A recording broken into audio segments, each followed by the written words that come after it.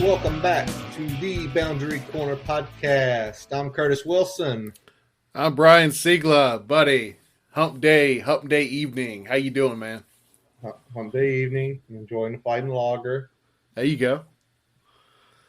Throwing back a little bit of Hardywood's finest, or at least Hardywood's finest Hokie.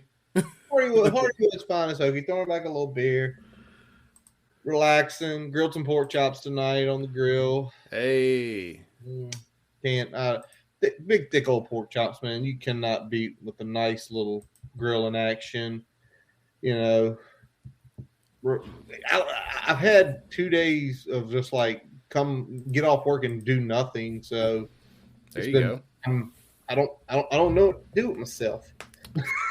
I've been soaking in the playoff baseball atmosphere, so that's been. I have been doing that. Yeah, that's been my go-to in the evening. Get a break. It's been tonight. Nice. A little break tonight. Congrats to the Bravos and the Stocks. Absolutely. Moving on to the ALCS and NLCS respectively.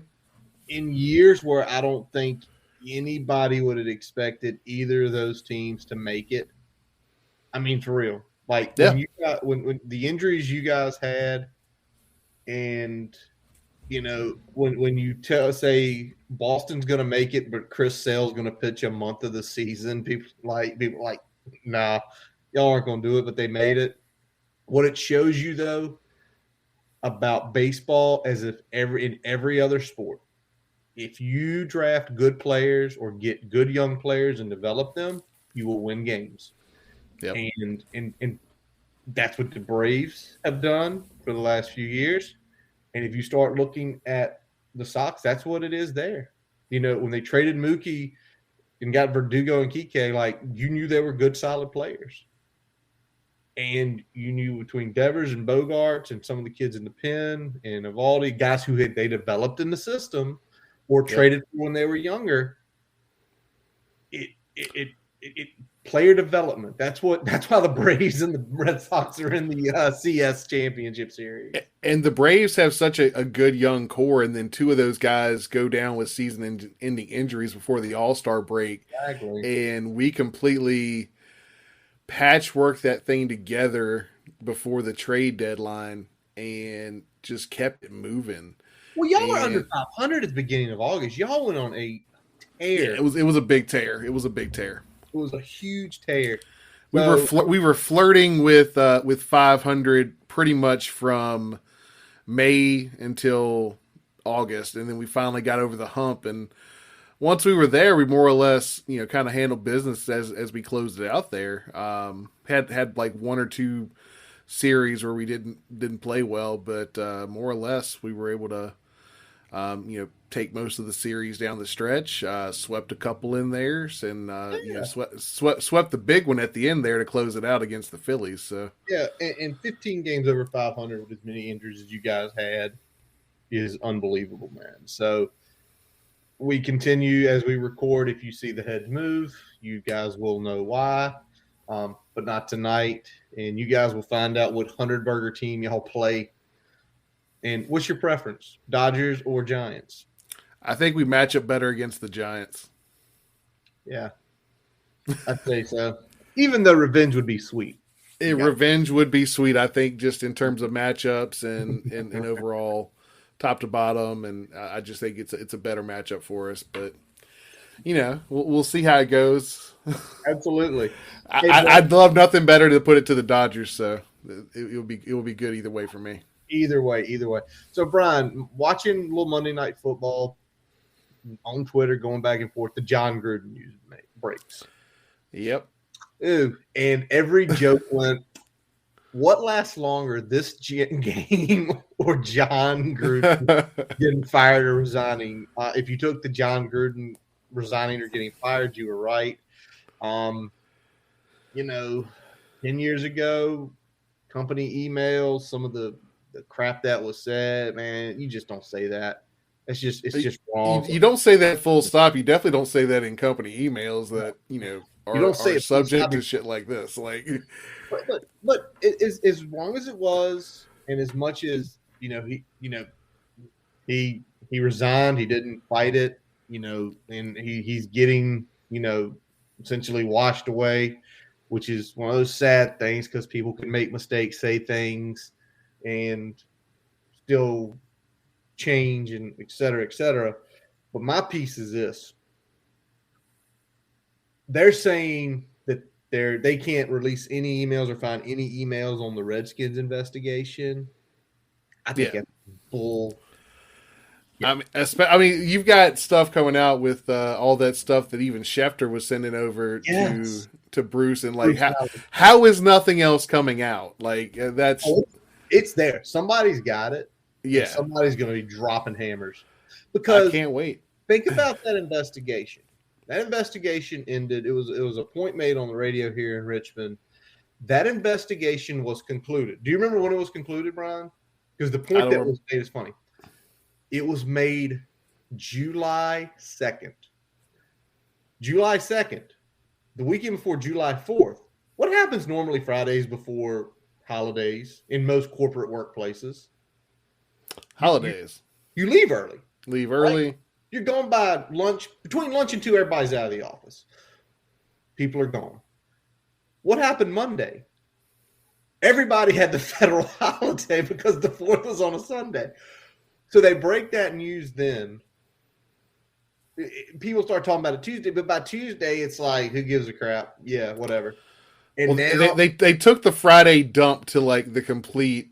Oh, they took it to 10. Exponential level there.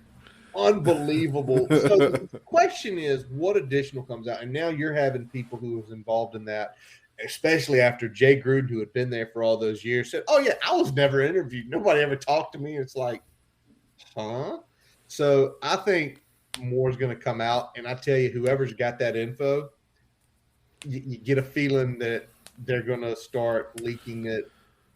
Yeah, I mean, I know a lot of Washington football team fans that would love nothing more than for Snyder to have to wave bye-bye to this franchise. Oh yeah, and it would be even more just desserts considering some of the shit that was happening, especially around the early, really around the labor, the labor situation. Like they were playing a lot of shenanigans at that point anyway. Absolutely. All right, Brian. Let me tell you what really grinds my gears about polls. What you got, man? Alabama, who's the number 1 team in the country, undefeated, went into Texas A&M. Was Texas A&M undefeated, Brian? No, they were not. Were they even ranked in the top 25? No. Were they over 500? No. No. But they lose. If you didn't watch the end of that game, if you couldn't, I could stomach it. Watch the end of the Hokie game. Me and Brian jabbed a couple minutes, and then I watched the end of that. You would expect normally, if this was any other conference, any other team, how many spots would you have expected them to fall, losing to a 500 team unranked, even though it was on the road? They'd at least drop to 8 or higher. Well, they dropped to 5. They dropped 4 spots. Yeah. They essentially gave them the same treatment that Penn State got. Penn State, who was 4, who is now 7 or 8, I've got to look back at the polls, who lost to the number 3 team by a field goal on the road. Yep. As well. I hate the polls. You hate them at the beginning. I hate them for these reasons. When certain teams get favorable treatment if they lose a game. I mean, at this point, I don't know if this is SEC bias or just Alabama bias that's coming into play here. It's some bias, and it's ridiculous. Yeah, and I get that Alabama on paper is still probably one of the 2 best teams in the country. I get that, but flaws. You still got to win the games. You don't get to have favorable treatment just because on paper that's how it works. Because football isn't played on paper. You still got to go out and win the game. It's true. You shouldn't penalize other teams that are taking care of their business just because another team is top to bottom the best roster and they've got one of the best coaches of all time. Like Exactly. you can't live off of that in the polls. It has to be week to week and what they actually do on the field. It needs to be concrete. It doesn't need to be whataboutisms or hypotheticals. Well, hypothetically, they're the best team. So hypothetically, if they lost 4 games, would you still put them in the playoffs? The honest truth, there would be somebody on that committee that would say, well, they only lost by a combined 9 points in those 4 games. They're essentially giving them a mulligan because they know that at some point they're going to have to play Georgia, more than likely. And they're essentially giving them a mulligan and saying, okay, well, there's your mulligan. You're going to have to play Georgia at some point. We'll figure this out at that point. It's true. Which is bullshit. It's bullshit, but it is what it is. It's also one of those reasons why we still stand on our hill if we need a 12-team playoff. I mean, it's the reason I die on the hill, because if you're going to start saying that losses are irrelevant, then put more than 4 teams in there. Get more people a chance. And if you're saying losses are irrelevant, then you can potentially, if your bread makers have a pseudo bad season for them, 10 wins, 2 losses, potentially 3 losses, they can still get in. So, and some of this, I mean, say what you will, it goes back to the money thing, right? I mean, yes, it's a big deal to keep Alabama in contention. It is. They draw eyes. They're like Ohio State. They're like,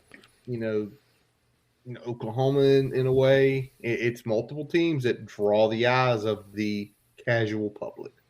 Yep. All right, Brian. Before we jump into Hokie notes here, big news out of Miami. Derek King is done for the year, shoulder injury, on top of essentially recovering ACL. So he's done. He will not be in Coral Gables, Miami Stadium, Hard Rock Cafe at the end of November versus us or against any other team. But he has contemplated coming back for his 7th season. Yep. All right, on Sunday, hold on. On Sunday, you said, as of right now, the only game you could see us winning without a shadow of a doubt was Duke. Does it change anything with them losing to Derek King, especially the way they looked a few weeks ago? I mean, I still put it probably in a toss-up category, but I think it's one that it's a favorable one. At the beginning of the season, I probably had that as a probable loss. I did. Seeing how they've looked in general, I was already kind of leaning towards full-on toss-up. I'd probably put that in the toss-up with us as being the slight favorite there now. Kind of in the same ballpark as maybe the Georgia Tech matchup, maybe the Syracuse matchup. Kind of in that same ballpark at this point. And it's because Derek King kind of made that ship go, right? On at least on the offensive side of the ball, and their defense hasn't quite played to the level that we were expecting them to play this year.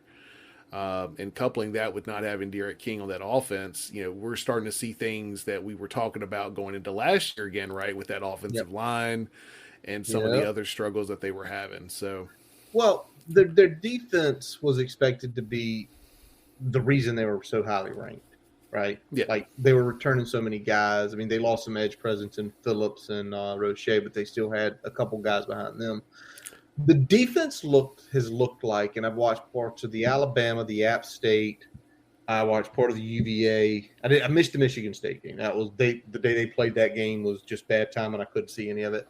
But it looked like that defense gets on the field, and their expectation is, we're the Miami defense.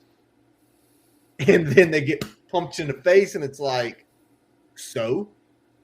Like, what does that matter to us? We don't care if you're the Miami defense.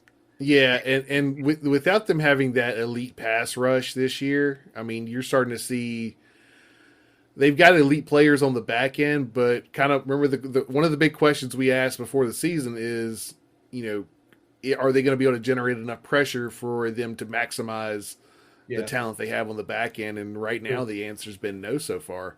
Them losing, truly three top line edge rushers. I know one didn't play last year for them, but Yeah. losing three pass rushers off that defense, I mean that's a big deal.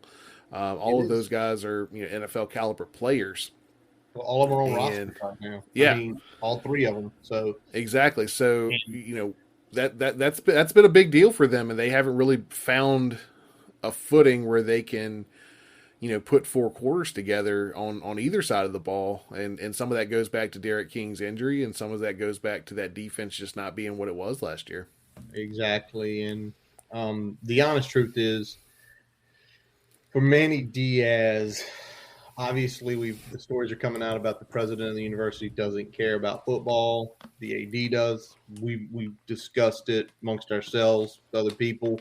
They have the boosters to keep their program afloat and being fine, regardless if the school says they're not trying to give them anything. But at what point this year does a call, or is a call made like he's gone? Go find someone else. Man, he's gone. Yeah, and I think because there's two things at play here. So number one, they don't necessarily have the support from the university at large, but also because of that, and because they're a private institution, they are primarily, so much of the funds that are coming in have always been that of the private nature. So they can make moves like that on that side without necessarily having to seek the budgetary approval of the university in the same way that a public institution would. So I could see them going after Manny Diaz. I don't necessarily think that what he's dealing with this year is completely falling at his feet, but it's another example of you can't keep stacking decent recruiting classes. You can't be a team in Florida and continue to put out a mediocre product every year. Absolutely. Absolutely. All right, Brian, let's flip it over to the Hokie notes, a little bit of the press conference, a little bit of things said by Coach Fuente. But let's start with this. Me and Brian got together and watched this for a few minutes. Or we watched the whole thing. Yeah, it was solid 30, 35 minutes. 35 minutes. Like that. We watched it. And the first 2 minutes we're watching it, and was it me or you, like, pause? I was like, he's cracking his knuckles and playing with his wedding ring. He does not want to be up there. His body language for the majority of that press conference, with the exception of what we're going to talk about at the end with the targeting, he was uncomfortable. It looked terrible. He even had a few clips with Mike Nizolik. I know you got to ask it. Well, at least you don't have to say that. Like, he looked so bad up there, and it's kind of a good self-portrait to say, well, this is where we are. It's a lot of uncomfortableness. It's a lot of cracking knuckles. It's playing with wedding rings. And for any of you guys who are married, I do it watching games, movies that I haven't seen that are suspenseful. I'm playing with my ring. It's just a common thing. So as soon as you saw that, it's like he ain't in the best headspace as of this moment. Yeah, I mean, just looked like he was, fidgeting a lot, and I think it was just I'd like to be other places than here. And I can understand that. I mean, yeah. I think one of the things that we can start out. I know he didn't get to this right away, but when we talk about the decisions to go for two and not to go for two, he definitely took some ownership of that choice, even though he said, from he said his way of going about those things is probably more traditional than what the statisticians would probably advise. Yeah. And the thing was, if you go by the book said you don't go for two when we went for two, and then if you went for two there, you go for two again when you score later. Later, right? Yeah, you go for two in either spot, because if you get both, well, if you get one, not the other, essentially you're up more than 8, and it's a 2-score game. And Yeah. again, Well, 8 where doesn't necessarily help you. I mean, 8 does force you have to get a 2, but the other team has to get a 2. But at the same time, if you're up 7, they're not going for 2 unless they're completely nope. going full on. But what it balls to the does, wall there. You said it aloud to me after he talked about it. What it does is if you get that 2 and you get to 9, one way or the other. Yep. Especially after we were up 7 and can go up 8, you go for 2. Is you sit there and say, if we go for 2 here and we get to 9, even if they go score and they get the 2-point conversion, which they don't have to take, they'll probably still just kick the 1. They'll probably kick it, but at that point in time, you can essentially run the ball 3 times. Even though they didn't use their timeouts, you still force a timeout. You get rid of their timeouts unless they're going to hold them. Well, it's a different set of play calls, right? It's a different set of play calls. You're not trying to move the ball into field goal range. You're trying to run out the clock. Like that's a completely separate part of the play sheet that you're looking at. And the other piece, me and you talked about this, how they attacked going downfield to get the field goal, middle of the field. Why? Yep. He had 3 timeouts in his back pocket. If somebody got tackled short, burn it. By attacking it, if we had been up 9 and we run and we only take like 12 seconds off the clock, they burn all 3 of their timeouts. Well, now playing the middle of the field is risque. It's risky. You get tackled short. Even if you get tackled and get the guy in the game, if you send somebody way downfield, we talked about it Sunday. Well, now you got to bring everybody back up, and the clock's kicking. So more or less, you're going to have to go outside the numbers, and it makes it more difficult to move downfield. But it makes it more difficult to move downfield, and it plays to the strengths of our secondary as well. Yep.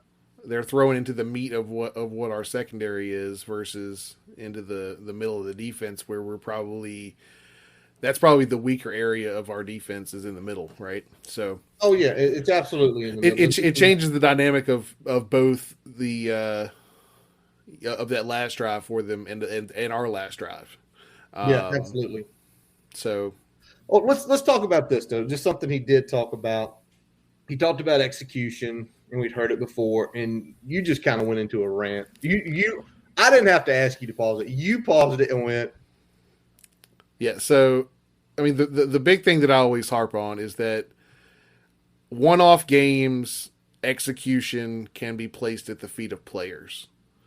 Players don't always go out and have the best games in terms of execution. Habitual acts of execution errors are 100% on the coaching staff. If you are consistently going out there and not executing, you've done one of 3 things wrong. You didn't recruit the right players, or you didn't prepare them, or there is something going on in your scheme and you're not putting them in a good position to make those plays. Yeah. And over this time, as many times as we've heard execution, it's like it's on y'all. Don't try to put it on the players.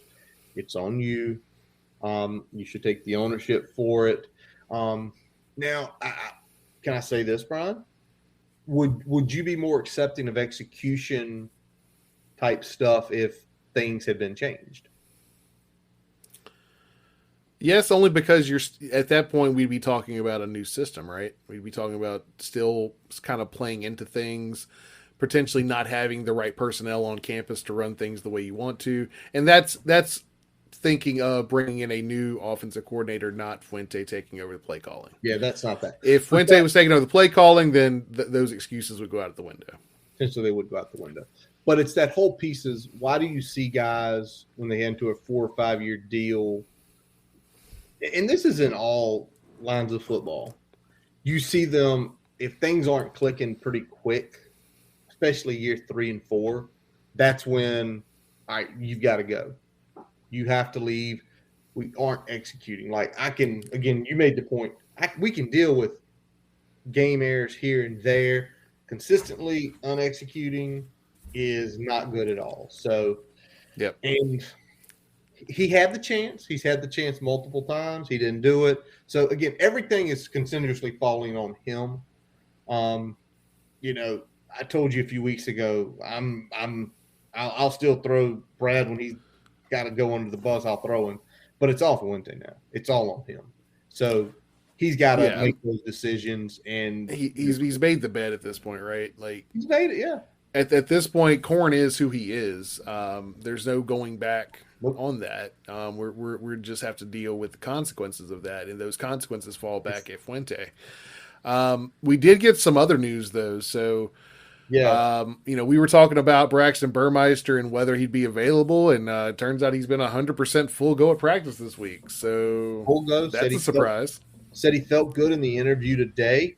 So I'm going to assume, Brian, probably nothing muscle-wise, probably no separated shoulder, probably not even a deep bruise.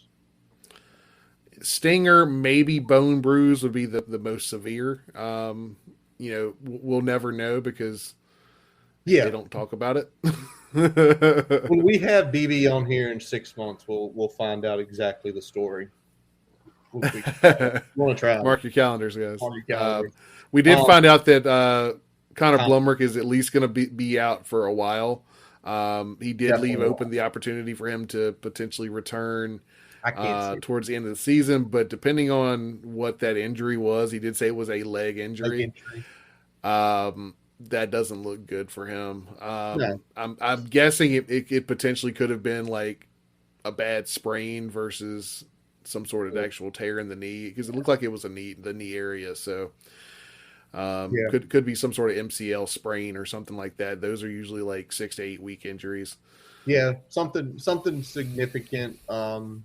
A severe sprain of those would definitely, even an LCL, they'd be out for quite some time.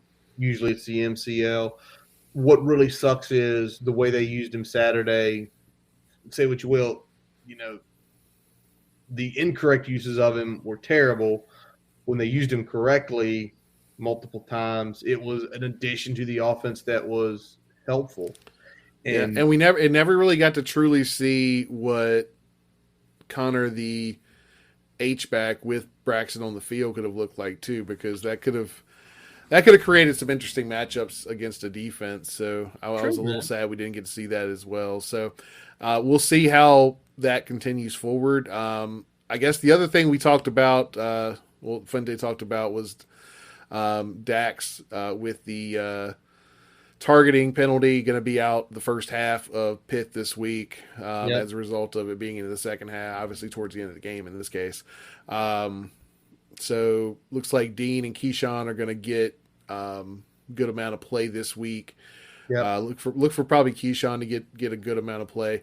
Although, I'll talk about it a little bit now. This is a great opportunity to, especially with the way Pitt likes to play, essentially riding that true nickel for the majority of the game. Yeah, like we probably should have did in that last series versus Notre Dame, or the last two series when they had a pass. But J-Han, we love you, but you made a bad mistake. Don't keep doing it. Keyshawn, they said, it has been getting the primary ones this week. Keyshawn has been with the system a little longer than Dean. He's a little bit older, a little more experienced. It's still tough because middle linebacker, whether coming in cold or with a week of prep, has to make all the calls, has to put everybody in position. And that's sort of that's the part that we missed the most on Dax. Even in those last few drives, was getting people lined up right. The middle pass that was the big gainer. Argue all you want up and down that could Dax have covered a wide receiver. Well, if Dax is in the game, I don't think they call that play. Because if the way I saw it is, if you saw the Tisdale play, Ferguson was hesitant to come up and help clean up that mess. And then the very next play they attacked him. Yep. So, And I think, it's more of a, you smell blood in the water type thing than it was yeah, necessarily. Dax is a, head and shoulders above Dean in better terms player. of coverage. Like that's not what I'm talking about here, but you got a Cole player coming off the bench. Mm-hmm. Most coordinators attack the Cole player because Always. regardless of their ability, they might be playing either too hesitant or too loose, and you can take advantage of that. It's 100%, man. All right, Brian. The targeting call, it was one of those highly questionable calls. Actually, both targeting was Saturday night. And yeah, even the one that worked in our favor. And granted, I think the time it happened and the player it happened to definitely hurt us a whole lot more than it hurt Notre Dame. But it did. Both of them were questionable in terms of malice. Yes, letter of the law. Those were targeting penalties. Yes, but neither of them were forceful or intentional contact to the head and neck area. No, it wasn't. And it's something that I told you, Brian, not long after it happened. Something like this needs to happen to the right team and on the right stage against the right opponent. That's how the change is going to happen. That's how it's going to happen. It's going to be, to me, and when I say right opponent, let's say this year in the playoffs, Georgia plays Michigan or, someone else. Yep. And it's a tight game late and it's second and goal. The guy's going to the corner. The guy does a good football play, but it's target and he's out. Top linebacker. The other team punches it in, beats Georgia. Georgia's not in the final. That's when things will happen. But during the conversation with Fuente, he made the point about how coaches and stuff had been discussing that there should be a targeting 1 and a targeting 2, much like the flagrant 1 and flagrant 2 in basketball. And listening to that, he got very comfortable. The body language changed when he was talking that. He got very comfortable in it. And he made some really great points. Yeah, and I'm actually 100% with this because me too. I have no problem with any sort of contact to the head neck area. Flag it. That's fine. Yes. Because you still want to try to keep that out of the game as much as you can. But penalizing a player that is not purposefully and forcefully initiating that contact, it needs to just stick with the flagrant 1, keep that player in the game. Or even if you're going to do, essentially you get a flagrant 2 or 2 flagrant 1s in a game equals a flagrant 2. Yes, that's the way it should be. That's the way it honestly should be. Fuente said he felt like they've talked to this at AFCA coaches with officials, and it's just they feel like it just goes into space. And he made the best point he made. Whether you love or hate the guy, it's all your decision. He says the reason it's not happening so quick is nobody wants to be seen as going backwards against player safety. And that's the thing that you have to essentially sell to the officials and the presidents of. It's not going backwards. It's staying status quo, but it's actually not being negative towards just an incidental play. And and you're not just hurting a team either. You're hurting a player's stock. I mean, there's a lot of things that you're hurting here, especially if that player is playing on a big stage at a big moment, and all of a sudden, like if a player is pushing for borderline first round draft status, and they're playing in a college football playoff, and they're gone the 5th play of the game. I mean, that's high quality game tape that now they can't put on their resume as at the next level. That's a big deal. And if that ends up costing their team a game, they don't get a chance to put that out there for the next game. So there's real world ramifications for the player itself, not just the team. And it looks like that the main punishment here is that they want to, the team gets punished for a player's choices here and this, that, and the third. And, we want players to be safe and play the game as safely as possible, but at the same time, and this was kind of emphasized, and this has always been my thought on anything, is that doing the right thing is always better than doing, whatever the flavor of the week is. And that's the flavor of the week now is the targeting injection. And, I want it to change quicker than anyone because, can we just say it? Just say it. That penalty has cost 2 games against Notre Dame. 2 games. Yeah. If Waller's playing in 19, I don't think they drive the field on that last drive and win. And I'll say this: if Dax is on the field for that entire drive, I think what happens is probably it's not as a quick a drive as it was because they gained 40 yards, 15 off Dax's penalty, and 40 off attacking Ferguson. They were at the 35-yard line or 30-yard line when that play happened. Yeah. You do the math, that gets them to the 45. You take the 25-yard, they're in red zone pretty quick because of that one play. And again, I think if it's a vice versa play and it affects Notre Dame, maybe this was the time it happened. Yeah. So, but guys, what we're not saying is that necessarily, resulted in Notre Dame winning the game, but it certainly was one of the factors that played a role in that. Absolutely. Absolutely. All right. So before we get into knowing the enemy, the Pitt Panthers, we are going to take a quick pause for a message from our digital partners. As we take a quick break, we'd like to tell you about getting your free website report from our digital partner, Grassroots Digital Marketing Studio. They'll tell you how your website ranks on Google, on-site SEO, and social media. No commitment to buy anything. You can get your free report by visiting grassrootsdigitalstudio.com/free-website-report. Now back to the episode.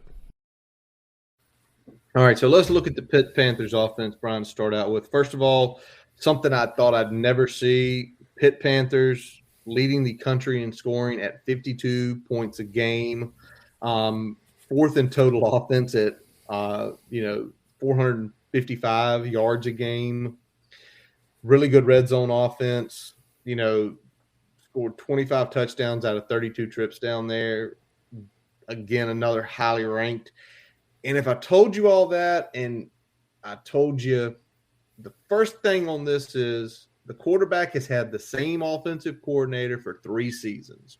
Same people teaching the things for 3 seasons, and it's making Kenny Pickett a potential Heisman contender, Brian. The 3-star, it's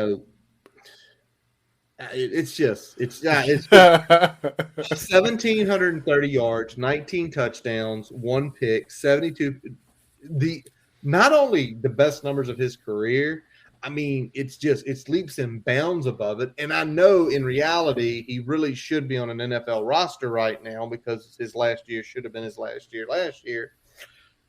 Say that 5 times fast. But he's here, Brian. What's changing his game from even last year when he did okay? The big thing that I'm seeing is that it looks like the talent around him has really come into their own a little bit more. And he's doing a really good job of distributing the ball to a lot of different players in that offense and going through his progressions a little bit quicker than he's gone through them in his history so far. So it looks like he's working through his progressions a lot faster, getting the ball to the open man within the framework of the play a lot better than he has in previous years. I mean, and we've seen, obviously everyone listening to this knows who Kenny Pickett is. And yes, we always say effing or fucking. I mean, that it's literally, it's what we don't really, not necessarily the animosity isn't so much directed at him, but the fact that he's the quarterback for Pitt and Narduzzi and the whole shebang. He's Kenny fucking Pickett. But I mean, we know what he brings to the table. He's got good athleticism for a primary throw first quarterback. Yeah. Probably even a little bit of a step up even from Sam Howell at the athleticism standpoint. Does a really good job on those rollouts. He keeps his eyes downfield, but he knows he has a really good feel of when he needs to kind of turn it upfield and just get what he can. And like I said, he's been delivering the ball to a lot of different receivers, and that's really kind of meant that you can't key on specific players down by down as much. And I think that's really helped him kind of move forward. All right, let me ask this, Brian. You talked about he's going through his progressions quicker. Being with the same OC, same system, same guy, how easy is that for an OC to come in here and start taking things out of the playbook and say, essentially start changing the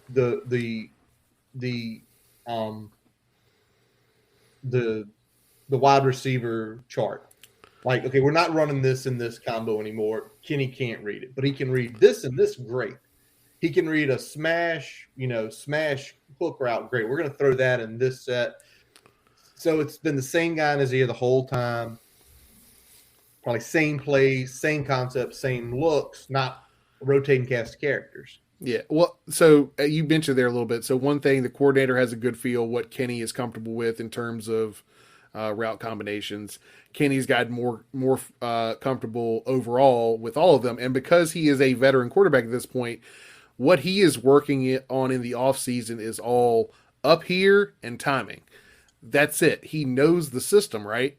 Yeah. He doesn't have to work on that. He's working on this, how to get through it faster, and the timing with those receivers. And the other thing that he's benefiting from is that most of these guys are coming back from last year.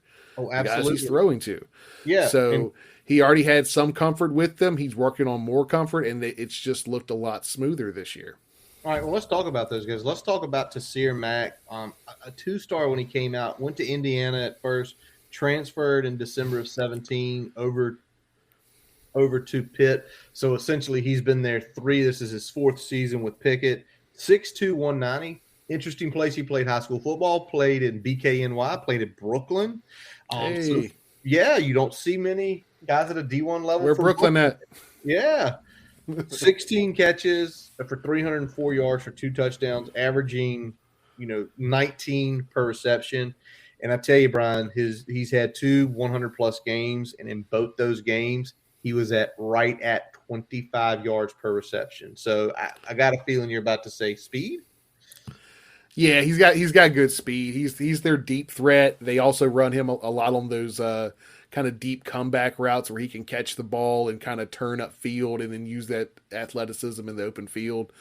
And they throw also a lot of fades and digs over the middle of the field where he can really kind of plant his foot, turn, and then kind of use that acceleration across the field to get open and make some big plays. Saw him do a couple of those cross-country routes as well. So he's the guy that's going to get the consistent big plays in the offense. But he will occasionally, just be a guy that moves the sticks for him. Like I said, they do run those, digs and comebacks. So look for him to probably be the guy that they're going to take some shots with. All right. So the next guy is the guy that's really been lighting it up stat-wise. Jordan Addison, already 29 receptions, 524 yards, 3 100-yard games his last 3 games. 6 foot, 175. He was a 4-star athlete. And the consistency when he came out for 247, he's probably going to go play defensive back of some type. And he's a top 150 player. He was the number 4 athlete in his class. So this guy, obviously athletic as hell. 9 touchdowns, averaging 18 yards per reception with 29, 524. It seems like I look at those numbers, and especially 3 100-yard games already this early in the season, back to back to back.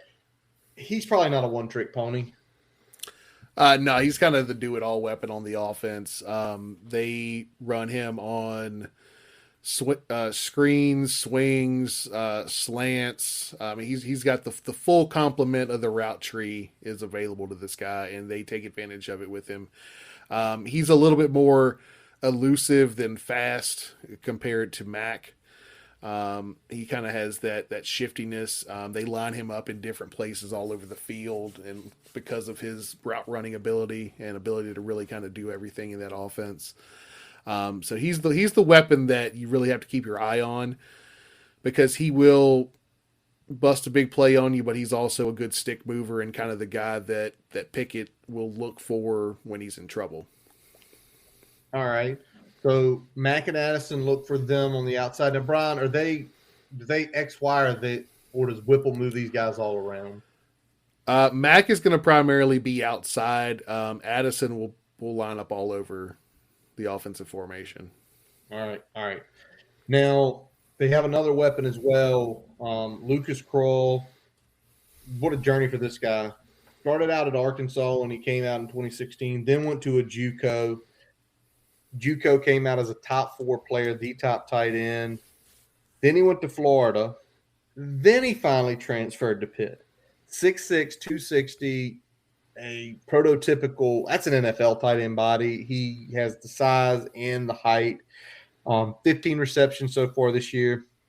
193 yards and 12.9 per receptions. He scored touchdowns in 4 or 5 games. I'm assuming he is your traditional inline guy. Yeah, he's kind of the quintessential inline stick mover, guy that uses his size well to create a target for Kenny Pickett on those key downs. He doesn't do anything flashy, but he will kind of be the outlet receiver in a lot of routes. They'll sometimes work him as the primary on like a 3rd and short. And occasionally I think they threw one gadget play to him where they had a wide receiver throw a kind of a fake screen touchdown to him against, I think it was Tennessee, if I'm not mistaken, when I went back and watched the tape. So, okay. Kind of the traditional mold there. Nothing that is, you wouldn't classify him as a joker or anything like that. He is a typical inline guy that, has the hands to, be a threat in the receiving game. Yeah. And obviously scoring, touchdowns in 4 or 5 games. They obviously aren't afraid to utilize him down in the red zone. And I just think about a guy that size. I mean, we have no one that can match up with that. Now, hopefully his speed and stuff, we make up for it. All right, Brian, let's flip. Let's look at the offensive line. And as much has been talked about, we've talked about the passing. Yep. They don't have one set really running back between Davis, Abinanakand, if I pronounced that right, and Rodney Hampton Jr. They all have roughly the same numbers, give or take. Hammond Jr. hadn't played in as many games. But overall, the rushing offense it's not terrible. It's literally middle of the country at 165 a game. They're 65th in the nation. And the line hasn't given up too much. Only 24 tackles for loss, only 8 sacks. Probably more impressive with the sacks is it's under 60 yards. So it's not like they're giving up 10 or 12 yards per sack. Or even in the tackle for loss game, it's only 198 yards. So Overall, their offensive line, it looks pretty good. Yeah, and a little bit of the running game is a mirage, though, because Kenny Pickett is getting a good number of those yards. Okay. So when you look at Kenny Pickett, in terms of the running game, he's getting a good amount on scrambles. He's getting a good amount on some design runs. So that is skewing the numbers a little bit. When they just line up and hand the ball off to a running back, they do a great job of not getting caught behind the line. So this isn't a Notre Dame situation, but they're not out there gashing you in the run game. It's very much in support of the passing attack. They run the ball. They want to be effective enough in the running game, so you have to honor it so they can throw the ball like they want to. Yeah, and you're right, Brian Pickett. I'm just pulling up the data here. He is getting about 25 or 26 yards a game, only about under 4 a carry, but take him out, that's down to 140. That's significantly fallen down. So I'm glad you made that point. But what else are we seeing from them? What about pass pro? So pass, like I said, they like to set up the run with the pass.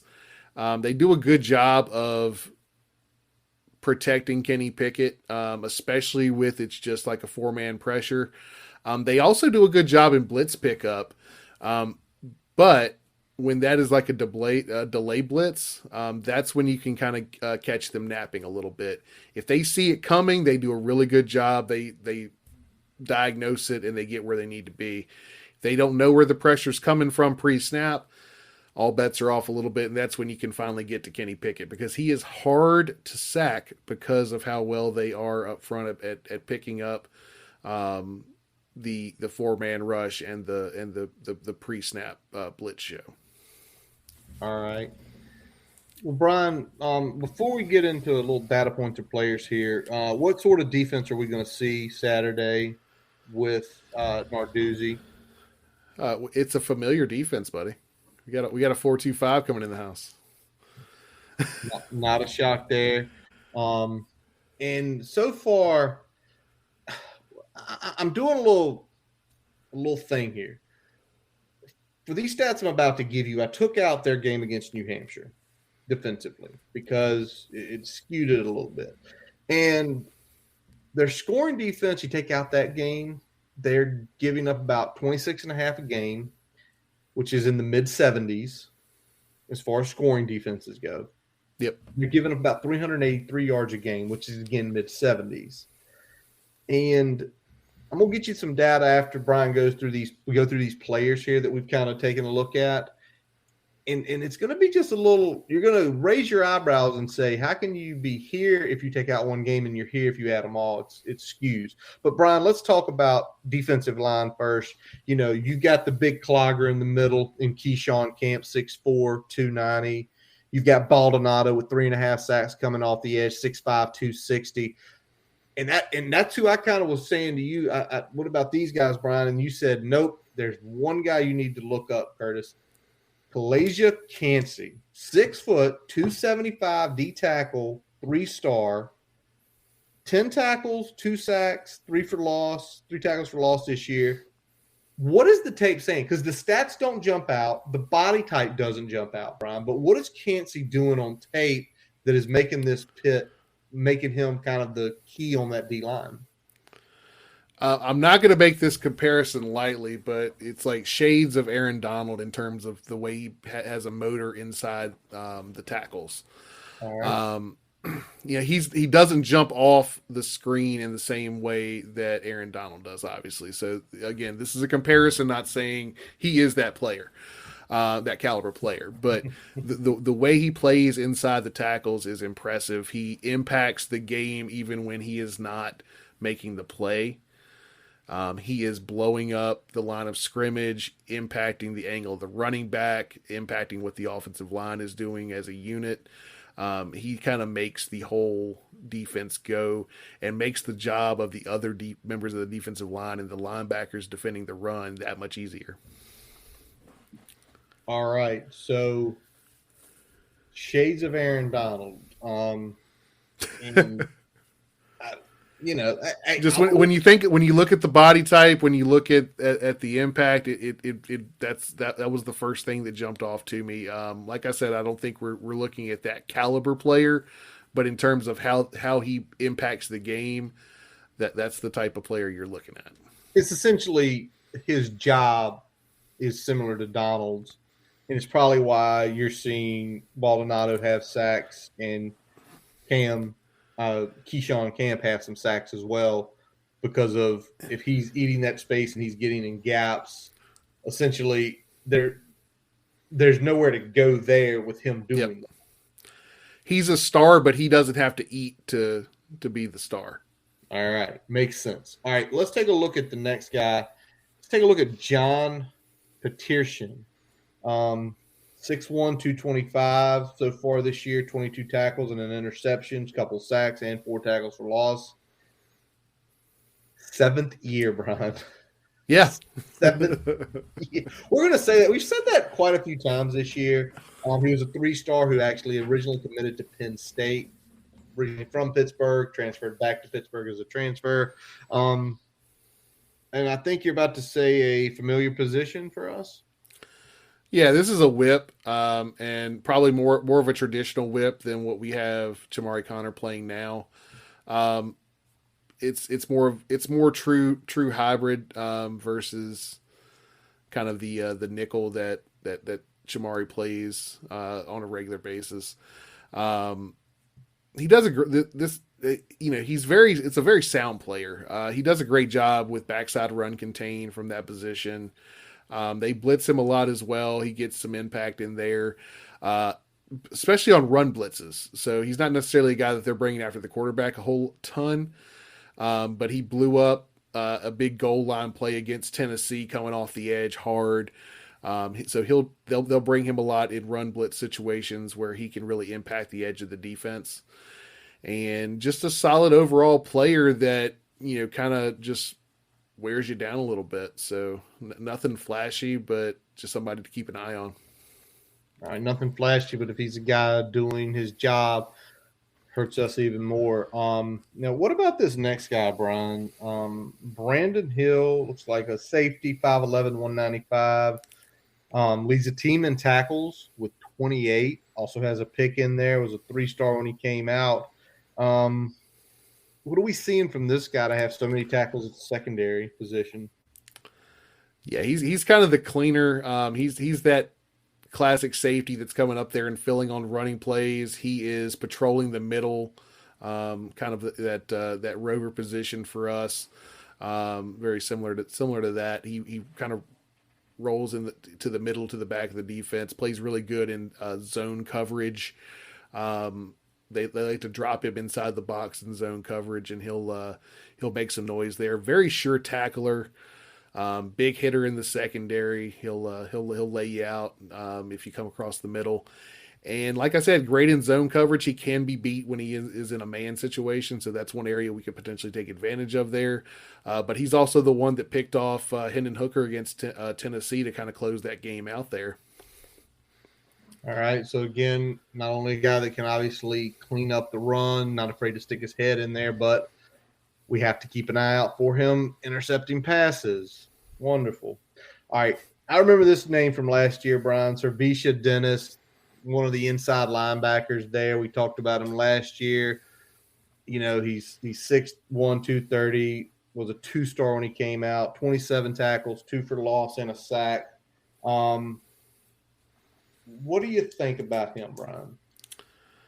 Yeah, he's kind of the guy in the middle of the defense that kind of makes them go and allows that first level of their defense to be so strong along with that defensive line.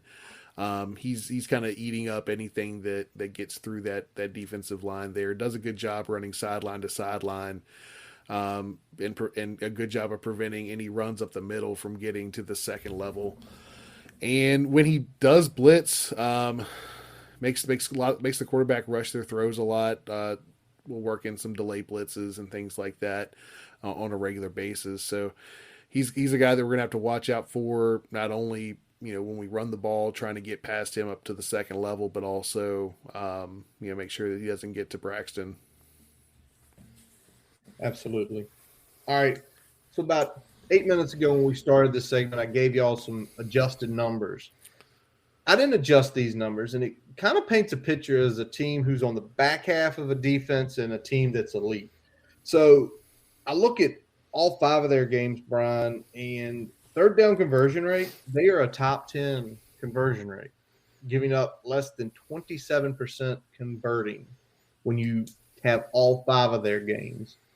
Now, the other one, maybe not as much a difference, but showing they're really good in the red zone. They're 9th in the country in the red zone when looking at all 5 of their games.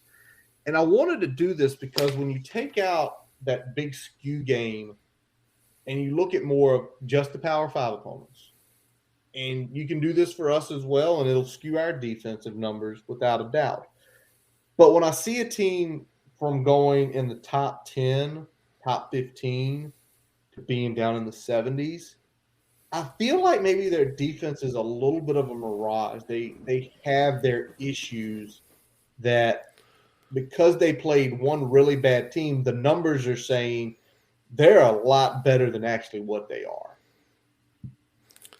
Yeah, and they're not great on the outside. We should be able to beat them outside with our receivers.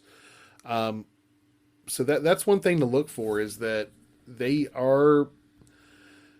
a good defense, but they're not an elite defense in my mind. They're they're probably closer to, if you put the numbers in there over the course of a full season, you're probably looking at a defense in the 40s or 50s, not kind of where they're ranking right now with that outlier game in place. So, we will see. I know we're about to talk about what the Hokies are going to have to do here to kind of counter what they bring to the table. So, and we absolutely have to talk about it. It's the Zeta version. We've continued to move on, and we're going to look at the defense first, Brian, because when a team is coming in scoring this much, moving the ball at will, having some weaknesses, but not having a significant weakness. Like we felt Notre Dame had problems with the offensive line. We saw it rear its head early. Put Buckner in, it changed the dynamic. But I think what we're going to start with here is, although he has some athleticism, there is no way Kenny Pickett is going to run as much as Buckner did or successful or having our defensive end chase him. So we are coming out and saying we got to put Kenny fucking Pickett on his fucking ass a minimum of 10 times, hitting him. Yep. Minimum. Got to hit him 10 times. I'd like to see at least 4 sacks. That would be a good number to start with. Like I said, it's hard to get to him. We got to.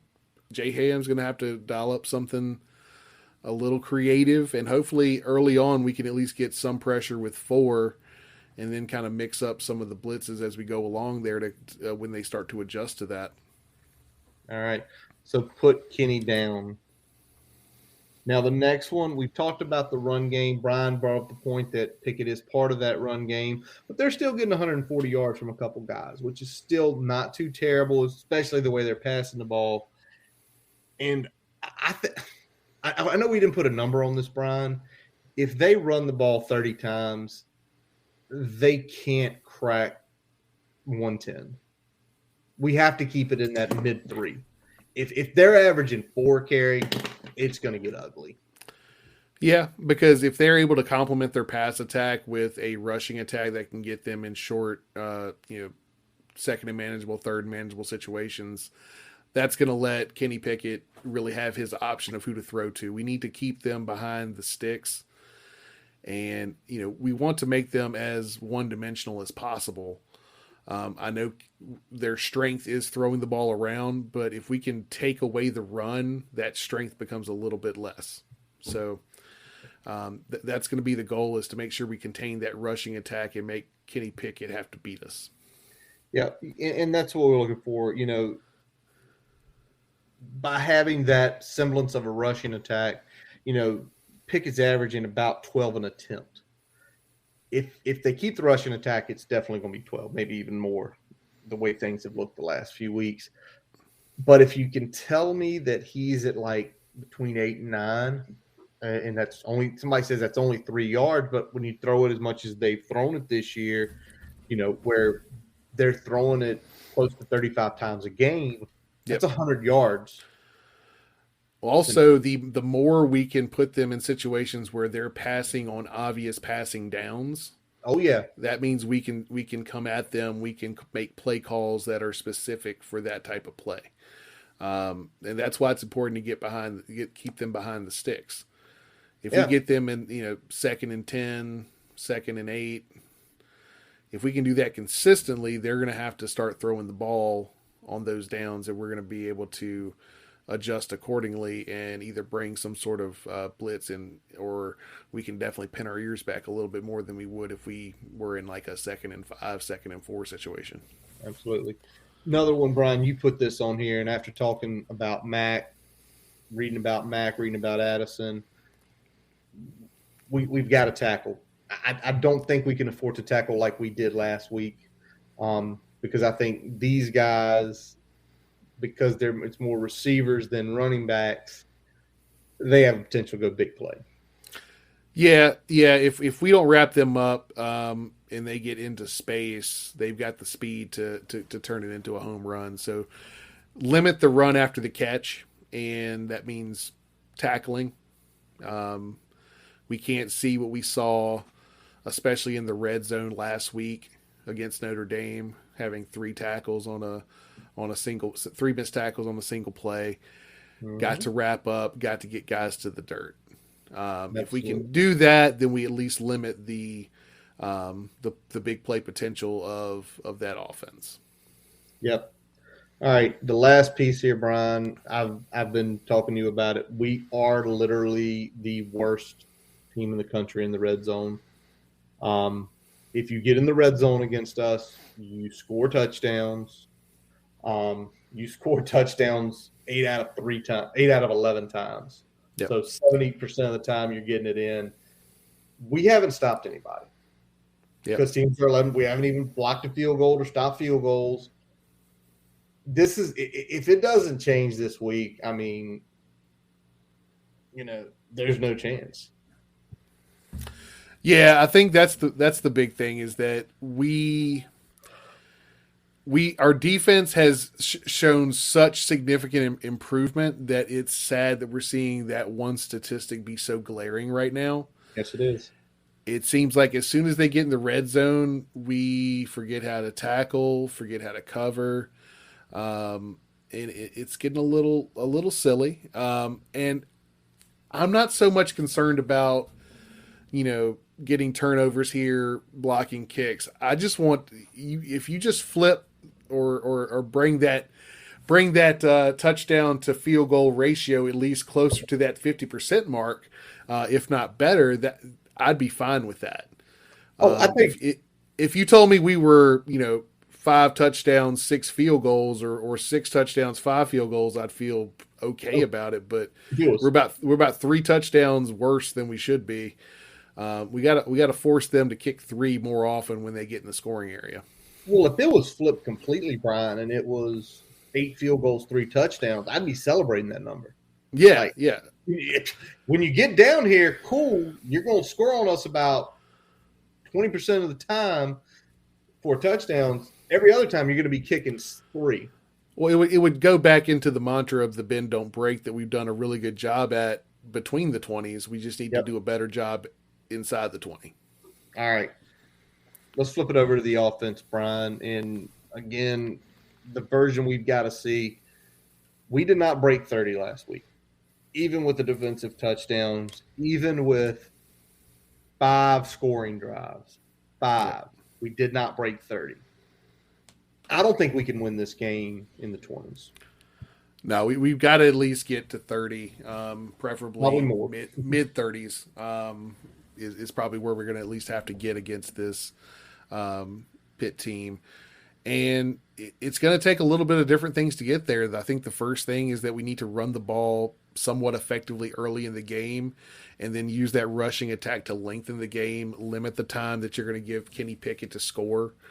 And if your defense is doing what it should do, and that is occasionally forcing some field goals, then you're working with something there because you've shortened the game, and you've made it so that Kenny Pickett has to be more perfect than he's used to being because he's not touching the ball very much. Exactly. The other thing we need to do is get Braxton comfortable in the short passing game and play action early, and that starts with that rushing attack, man. Yeah, and right now we're not running the ball good at all. We did get creative with Trey on a couple sweeps, a few plays like that. But overall, our running game, less BB scrambling and getting great gains, we don't have an effective rushing attack. And I don't know if it's – I mean, last week, quarterbacks ran the ball 17 times compared to 20 for multiple running backs.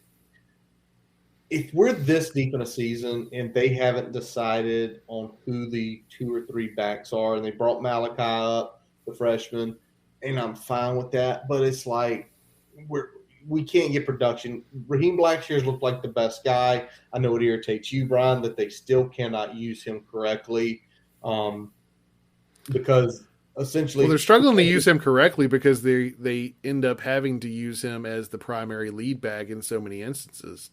It's true. And I get that if he's your most effective guy, you've got to use him there, but it's just sad that we haven't found someone that is more effective between the tackles. And it's sad that our offensive line hasn't taken some of the strides I thought they would take, because I thought the offensive line would be okay this year, especially in the run game. And we have not seen that. No. We looked at pretty much I didn't think we'd see much drop off in the interior, and I thought that the tackles that we had, at least in the run game, would be good enough to more or less be in the ballpark of last year, just with a less dynamic rushing attack from the actual running back position. Because we knew we weren't getting a Herbert type player at running back this year. We knew that. We knew that Blackshear has other abilities that are beneficial to the offense, but he wasn't going to put out the type of rushing attack in the outside zone and the running game as a whole that we saw from Herbert. But we haven't. I mean, the offensive line just has not played a 4-quarter good game yet. Nope. And we've seen flashes here and there. We've seen quarters here and there. But again, they're not putting it together, and it almost comes to a point you want to question Vance Vice of rotating guys, where you're almost sitting there. It's like when you have a successful quarter, just like let that ride. Don't put back in Parker Clements because it's his turn. It goes back to the old, the pieces of it's this guy's turn to run the ball. Well, the other guy just went. His last 2 drives had 8 carries for 40 yards. I wouldn't take him out right now unless he needs a breather. It's not even game flow specific either. Like that's, if you get a lead on a team and you put in your like a Caden Moore or a Silas at a certain position, guys that are more road graders than they are necessarily elite pass protectors, then at least you're kind of catering to the game flow. Yeah, that makes sense. What doesn't make sense is just kind of throwing guys out there to see what works. We're going into our 6th game of the year. This should have been figured out by now, and we've only had really one injury to dictate any sort of shuffling. And that was for one game. And that was for one game, and Silas was back against Notre Dame. So, yeah, absolutely. Figure out your best 5 and only sub if it is game flow specific. If we're behind and we're dropping back a lot, absolutely get your best 5 pass protectors out there. Mm-hmm. And vice versa if we get up and we're trying to grind the game out. But don't just keep switching lineups every other drive to see what's working. I mean, we were either up or close to being up in pretty much the duration of the Notre Dame game. There was not a game flow situation where it said we should be subbing offensive linemen in and out. None whatsoever. And you talked about the offensive line in general, and I'm going to flip it back to passing game because we saw some elements of that short and mid-range game last Saturday work. That when we were actually driving the ball, that's where the successes were. And I know your big thing is get him comfortable. But, Brian, you've also mentioned as much as we need to get that play action going, looking at the tape, we can't sit there and try to drive the ball 15 plays every time. We've got some big ones. Yeah, and the way they go outside, it's very much similar to what Bud used to do. They are going to get up on you. It's going to be some man or some kind of that press cover 3. We're gonna have some opportunities to take some shots down the field, and we need to take those. There's going to be one-on-one situations. There's going to be a couple of free release situations. We've got to not be afraid to press the ball downfield when they give it to us, and we got to complete those passes. All right, so there's the version of what we feel like needs to happen for the Hokies to win. And now it's our prediction time, Brian. And Brian, last week you led, so I'm going to lead this week. And as much as I want to win this game, because the last game me and you went to at Lane Stadium was Pitt in 2019 in the 28-0 win. How Narduzzi has acted throughout his time at Pitt. He acts a lot of time like a petulant child on the sidelines. He's talking shit again about jumping off sides. So he does not believe karma exists, man. He jumped off. I mean, last time he said that, they jumped off 3 times in that game. We were sitting there in a rain-soaked lane. No, it wasn't packed out. It was like 52? Yeah, somewhere 50, 52, 55, somewhere in that range. Yeah, it was a rainy one. but I can't go with this, Brian. We're so Yeah. inconsistent on offense. They have a good offense. Our defense is good. Is it elite? No. If it was elite, I'd probably flip this. We have a good defense, not an elite defense. Our offense is inconsistent. It's basically bottom quarter of the entire country. And I think probably it's going to come down to just them getting one extra score. And I'm going 34-27. Yeah, and I'm pretty much right there with you in terms of the point differential. I'm a little bit lower on both teams. I think our defense probably plays one of the better games, especially considering the competition this year. I think the final is going to be 31-24 Pitt because I don't think that the offense does enough on capitalizing on some of the shots we can take downfield. Yeah. I think we do enough moving the football to get probably at least 3 scoring drives in there. Think it's going to be. Can I say this? I don't think it's going to be last year. No. I think the combination of this defense being better and it being in lane, I think that alone kind of puts this in a closer matchup than what we saw last year. Yeah. If you've told me this was in Hines, I would say I could go at least 6 to 10 points higher on the differential there. Too. And I'll say this: if you ask us, well, what has to happen in this game for him to win? Well, consistency in offense, the scoring drives from last week we had. If we see that, 80% of the time we have a chance. But my big one's going to be this: I think we have to be +2 turnover differential. +2 in the turnover differential.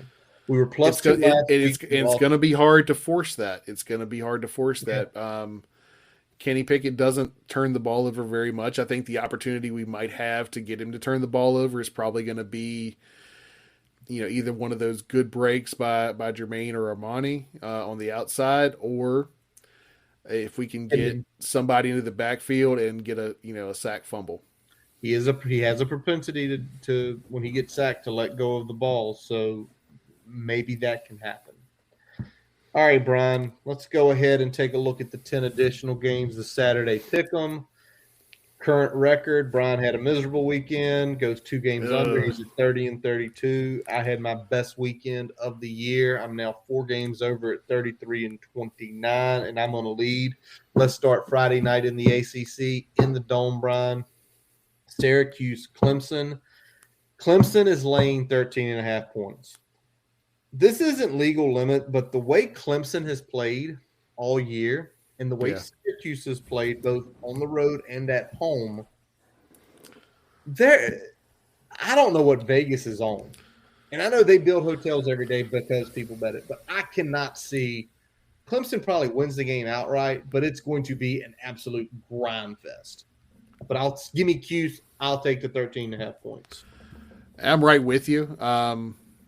I think you've got Carrier Dome plus improved rushing attack plus above average defense for Syracuse. Yep. I think that's enough to keep this game under 2 touchdowns. Just because I haven't seen enough from Clemson's offense to know that they're able to pull away from anybody. So give me Cuse. The over under is 45. And you split that out and take the 13 away, that's at 32. They're saying this is going to be like Clemson 30, Syracuse 16. Yeah. Clemson 30? No. Clemson ain't getting a 30. Clemson ain't getting a 30. They probably win the game 27-17. All right, let's go to the 12:30 kick in the ACC, Brian. Duke goes to Charlottesville visiting UVA. UVA is the 11-point favorite. What say you on this one? Man. Duke did me some favors last week.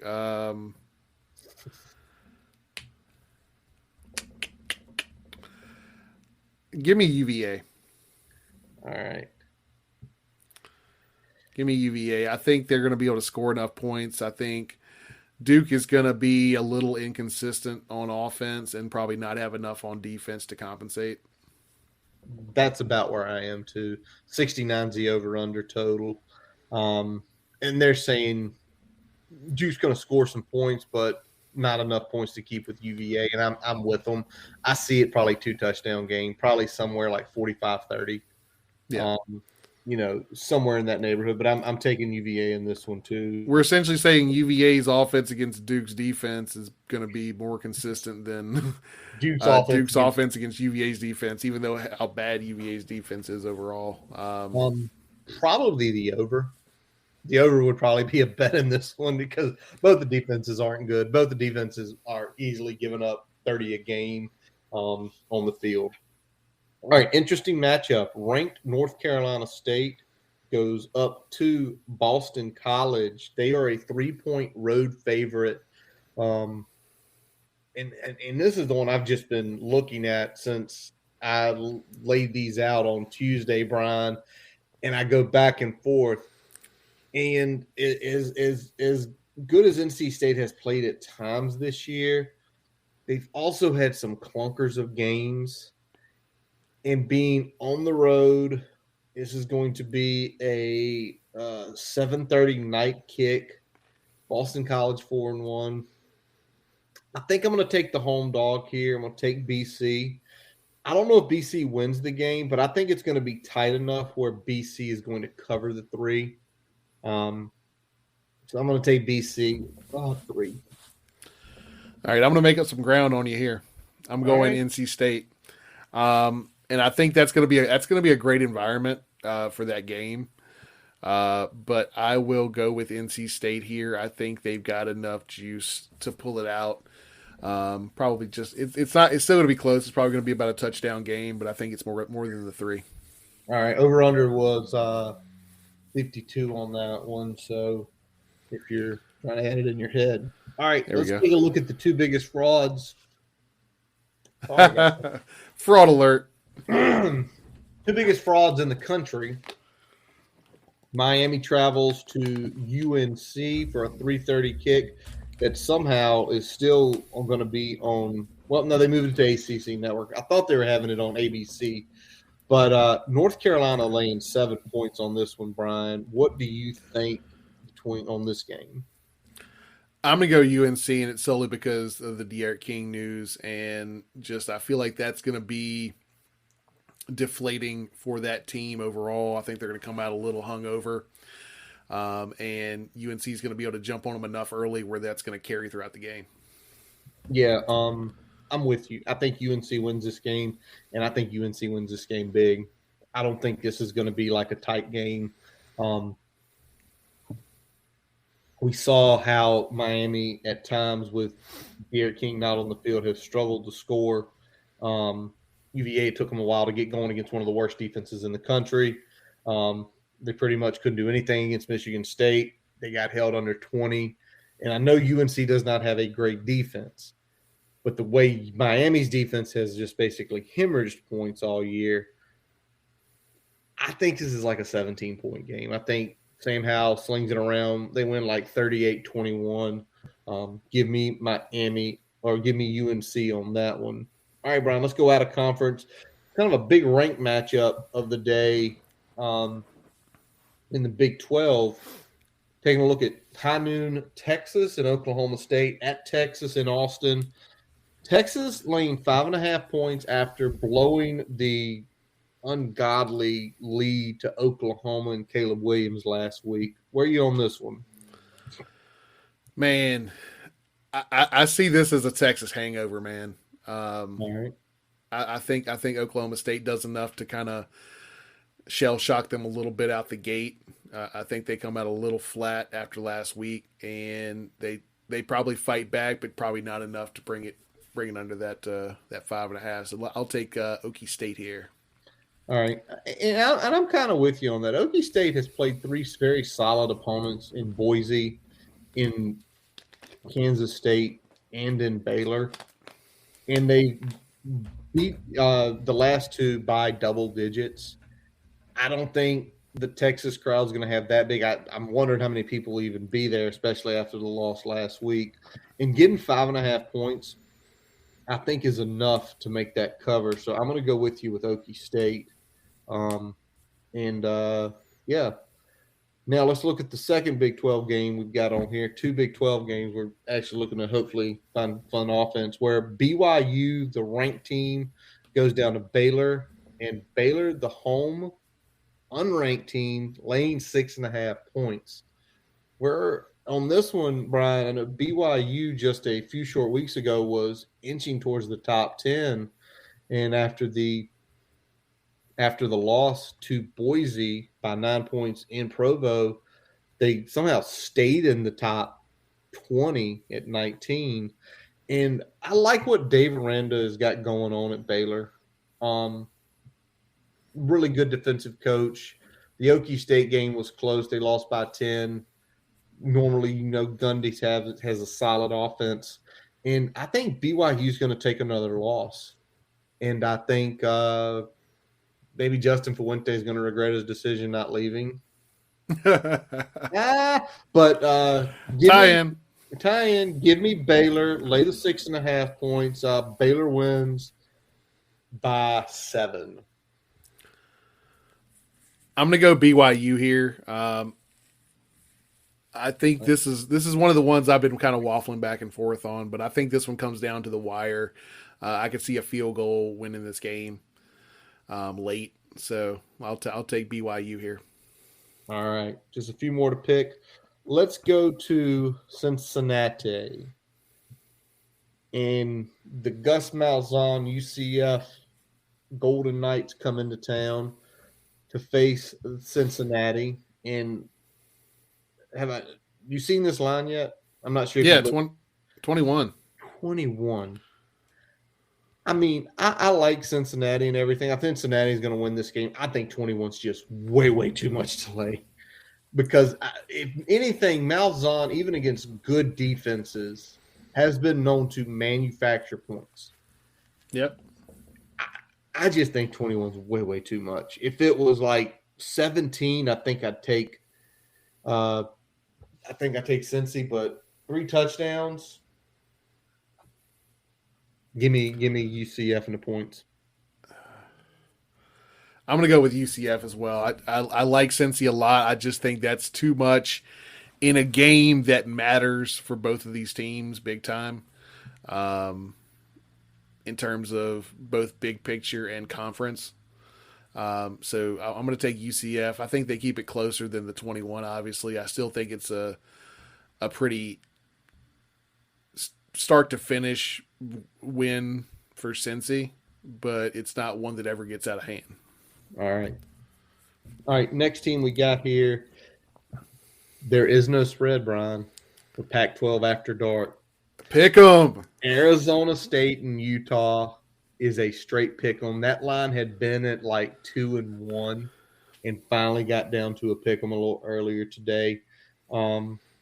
What do you think on this one, Brian? You going with the ranked team, the ranked Arizona Sun Devils at 5-1, or the home team Utah at 3-2?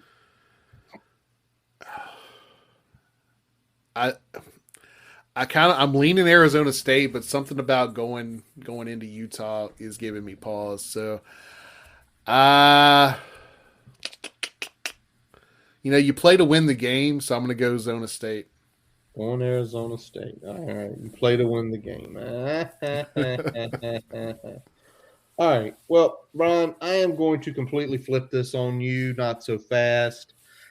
Utah's 2 losses are to 2 ranked teams. They lost to BYU by 9, which we watched that game late. Yep. Essentially, Utah kind of pissed it away. And they lost to San Diego State out of the Mountain West, who is ranked 24 and undefeated. They lost them by 2 points. I really think that Utah, this is like a game where Kyle Whittingham, it looks like he's going to lose and he wins every year. They've coming off a blowout win of USC, and then in a win over Wazoo the week before. Give me that home field. Give me Utah straight up. All right. Back to the SEC for the last 2. The first one, as we've all been doing, keeping an eye on Hendon Hooker at Tennessee. He starts the gauntlet for him to see if the numbers are real or if just a competition of what it was. They go play Ole Miss And, man, the first thing I noticed on this game, Brian, the over-under. You ready for it? Shoot it. The over-under this game is 82.5. Okay, I was going to say it's somewhere around 80, so I was right in that ballpark. 82.5. The spread is Ole Miss laying 2.5 points. So they're saying this game's going to be over 40. As much as I love Hendon and as much as I love Tennessee, I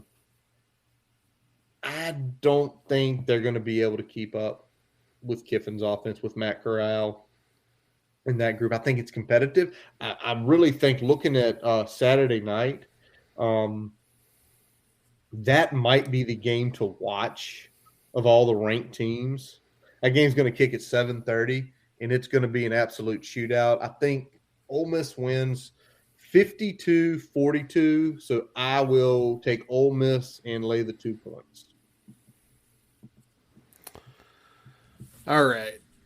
We're gonna differ here. I think Tennessee pulls this one out. Right. I think they have just enough on defense to keep Ole Miss from completely blowing their doors off. I think Hendon comes up with a little magic late. I think this is an outright win by Tennessee. It's going to come down to the wire, though. All right. Brian taking the 2 with the home team. We'll go moneyline Tennessee. Moneyline Tennessee.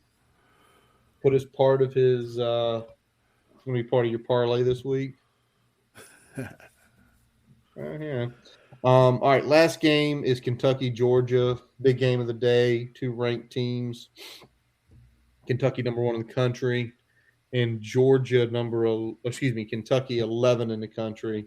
Mark Stoops has Georgia rolling. I told my buddy Mike from work the other day, if Mark Stoops wants to, after this season ends, any big position open, he could probably go get. He's 54 years old. He's been in the coaching game for 30 years. He's seen it all. He obviously he's been at Kentucky since let me get it up. I think he's been at Kentucky since 13. Yeah. That's Mike Stoops. Mark Stoops. He's been at Kentucky since 13, and obviously what he's done in Kentucky is crazy. He's 5 games over 500 with that program in the SEC, with some 10-win seasons, some 8-win seasons. And obviously he was with his brother when they won a national title. I think he can go wherever he wants. And in this game, Brian, the line is Georgia laying 23 points. What do you say? Yeah, I like Georgia a lot. I don't like them that much. And I think, Kentucky has played some good football this year. And as you said, consistently, I mean, they've been in, say what you will about them historically, but Kentucky since 2013, since Mark Stoops has been there, has been a better overall program than Virginia Tech. And they have. It's crazy to say that shit, but, it's true. And I think they keep it closer than the 23.5, or what was the line? Was it 23? 24. 3 touchdowns and a field goal. I'm with you. I can't put that much out there. That's way too much. And I'm trying to see here if J2 Daniels is back this week. Give me a second here. I want to just see if maybe this is what's doing it. If you see something, Brian, I'm trying to get it here. All right. Even if he was back, I still couldn't lay 24 in his first game back. Give me Kentucky. Give me all the points, everything, because I think that's just way too much. Stoops has a good enough defense. I think he'll keep it a grind fest. I think Georgia pulls away a little late, and it's probably like a 31-14 game, but nowhere near the 24 you're talking about. Brian, anything broken over the last hour and a half? I'm not seeing anything fun. Everything looks pretty low key, man. All right, everything's low key. All right, well, that'll wrap up this episode of the Boundary Corner Podcast. I am Curtis Wilson. I'm Brian Siegler. Visit our website at boundarycornerbt.com to listen to all of our episodes. While you're there, don't forget to follow us on Twitter, Facebook, Instagram, subscribe on our YouTube account, and your favorite podcast source, including Spotify, Amazon, and Apple Podcasts. As always, we let our buddy Jason Long, who's down in Roanoke, play us in, play us out. Catch him on Spotify and Apple Music. We thank you for listening. And as always, let's go. Hokies.